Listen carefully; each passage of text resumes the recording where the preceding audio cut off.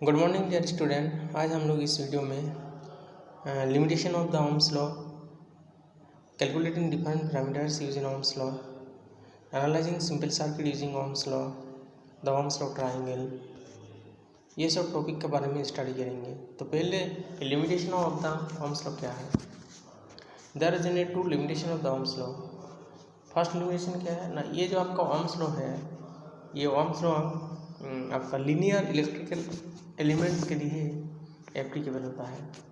आपका जो non linear electrical elements है उसके लिए एप्लीकेबल नहीं है। Ohm's law is not applicable for the unilateral electrical elements like diode, transistor, as they allow the current to flow through in one direction only। तो आपका जो यूनिलैटरल इलेक्ट्रिकल एलिमेंट्स है जैसा डायोड, ट्रांजिस्टर, इसमें क्या होता है ना, ओनली पार्टिकुलर वन डायरेक्शन में करंट फ्लो होता है, तो इसलिए इसको कहा जाता है यूनिलैटरल इलेक्ट्रिकल एलिमेंट्स। तो यूनिलैटरल इलेक्ट्रिकल एलिमेंट्स के लिए ओम्स लॉ एप्लीकेबल नहीं है।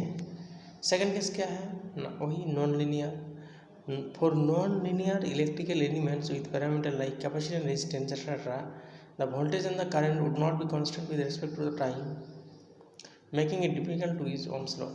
मतलब आपका जो वोल्टेज करंट और वोल्टेज के बीच में जो रिलेशन होता है वो आपका लीनियर नहीं होता है। किसके लिए ना, for non linear electrical elements.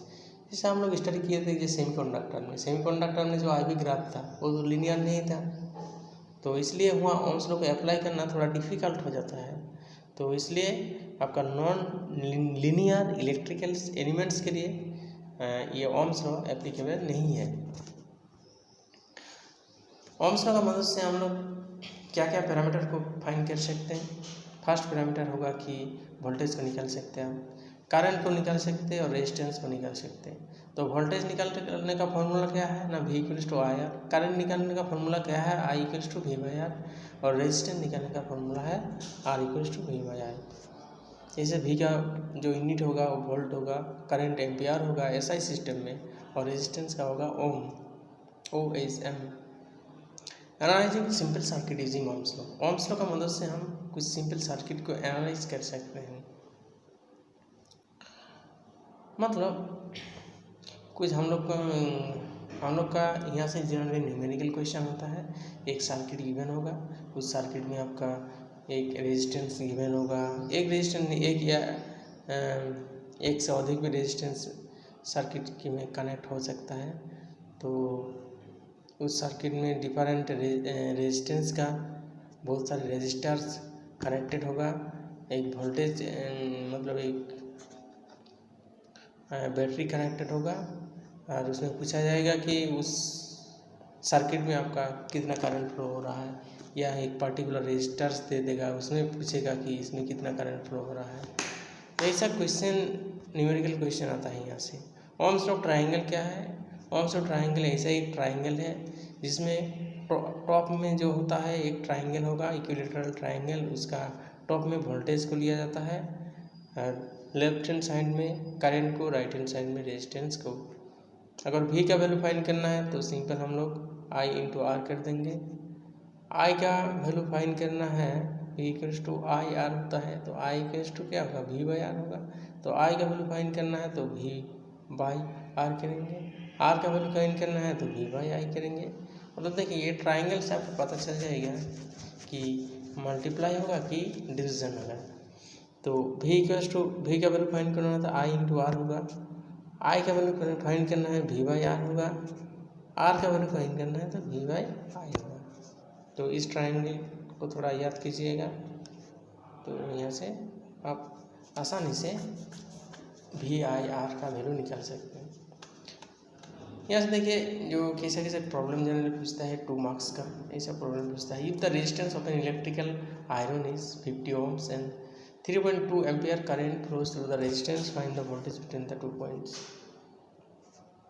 एक इलेक्ट्रिक आयरन है जिसका रेजिस्टेंस 50 ओम, उस आयरन के थ्रू 3.2 एम्पियर करंट फ्लो हो रहा है।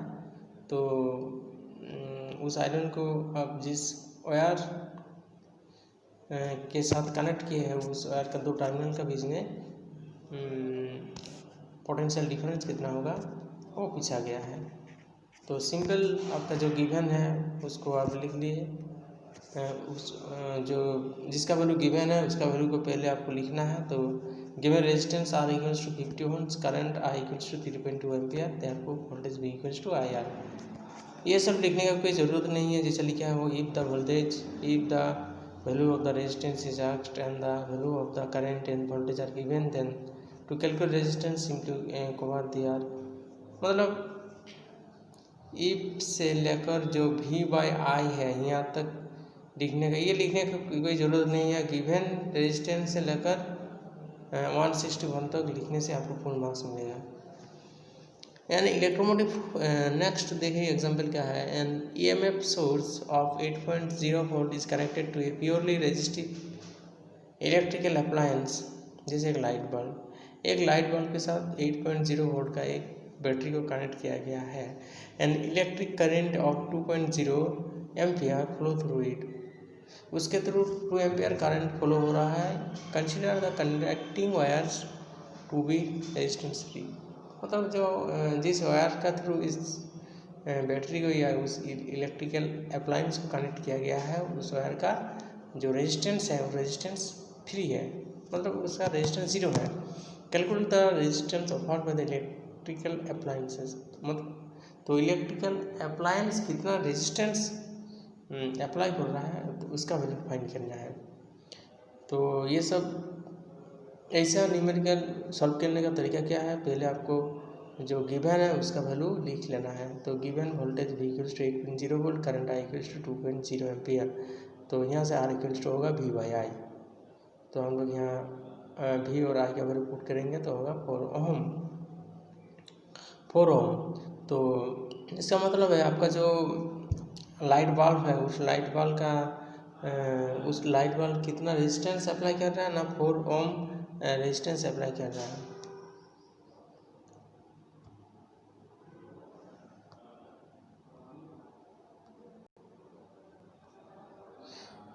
इलेक्ट्रिकल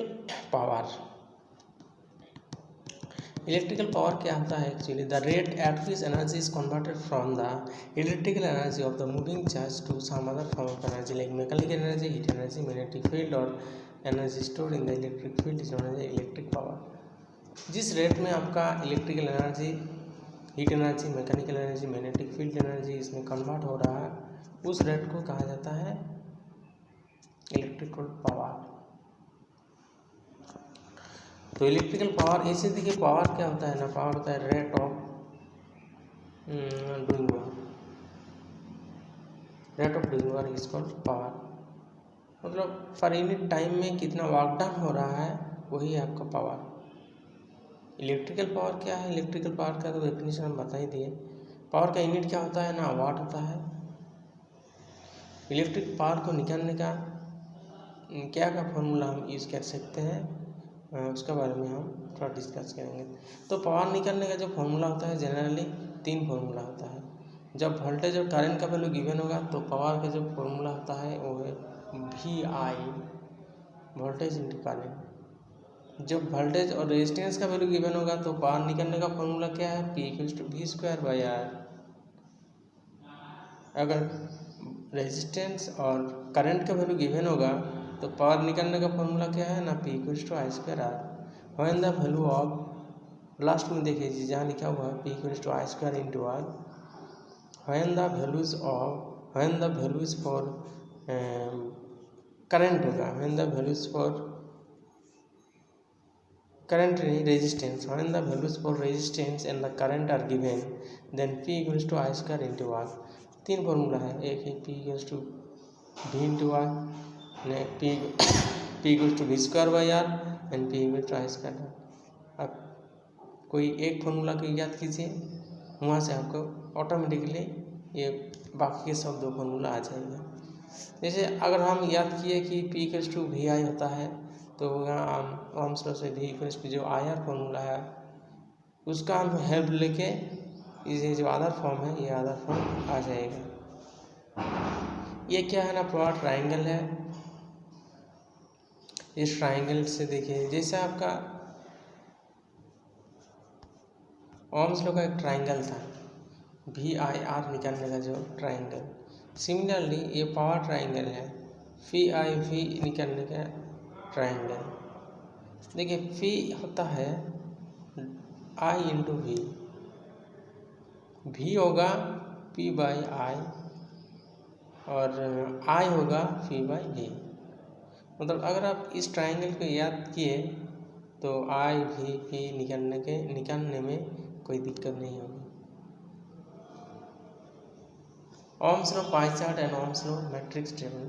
पाई चार्ट देखिए क्या है, इसमें जनरली ओम्स लॉ को जो पैरामीटर होता है जैसा पावर, एक होता है रेजिस्टेंस, एक होता है वोल्ट, एम्पियर, तो ये सब पैरामीटर को हम डिफरेंट फॉर्म में डिफाइन किया है और कुछ नहीं है।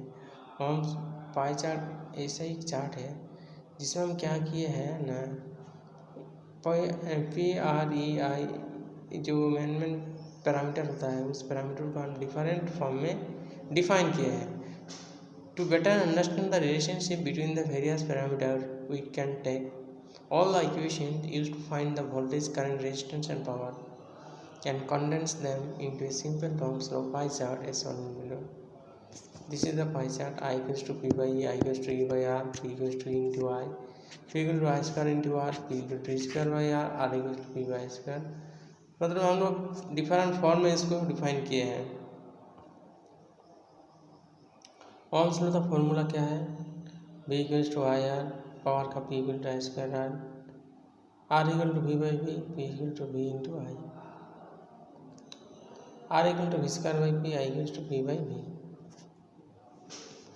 तो नेक्स्ट वीडियो में हम लोग specific resistance, that is resistivity क्या होता है, स्पेसिफिक रेजिस्टेंस का वैल्यू किस किस फिजिकल